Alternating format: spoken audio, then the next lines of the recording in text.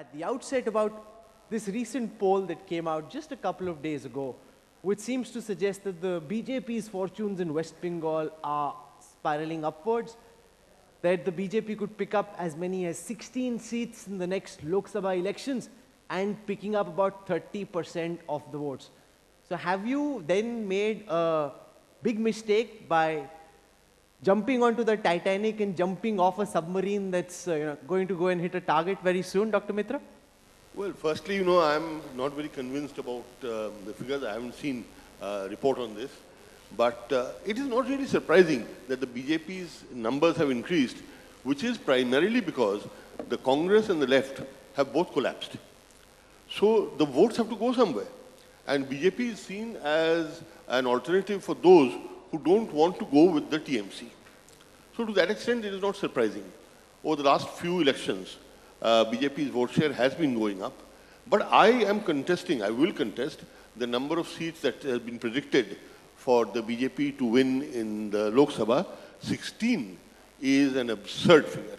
I don't agree anywhere near that. I know the BJP president has been claiming that they're going to win 22 out of the 42, whereas as of now, the Trinamool Congress holds 34 of the 42 seats. So I don't see any possibility of the number of seats going up to the figures that have been suggested. But look, in any case, I don't think that there is any serious possibility of Mamata Banerjee's popularity being dented and her seats coming down. So, but for the details, we'll leave it as the discussion goes along.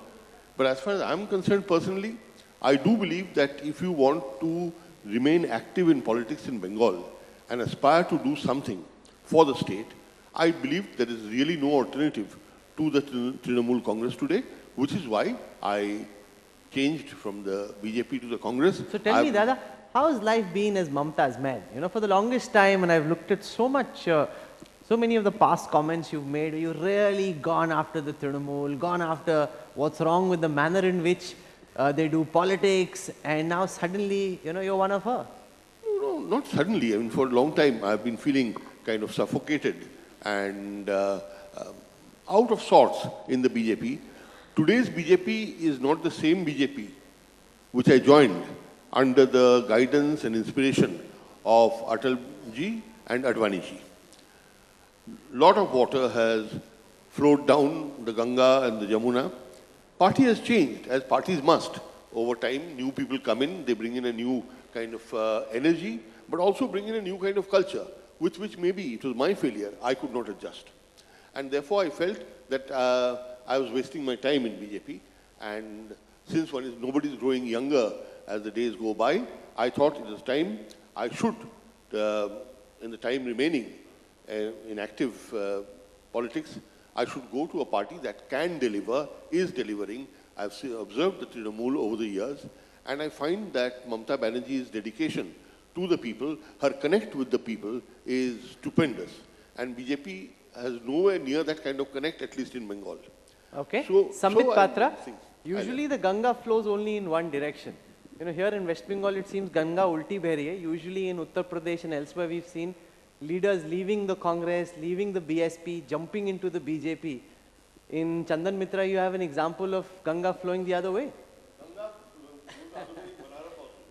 So with all due respect to Chandanda, with whom I had worked also, I would say he was a pioneer in the BJP and he wants to retire in the Trinamool Congress, so be it. I wish him all the best. But it is not a personality battle, it is not a personal battle, it is a battle of ideology, a clash of ideology.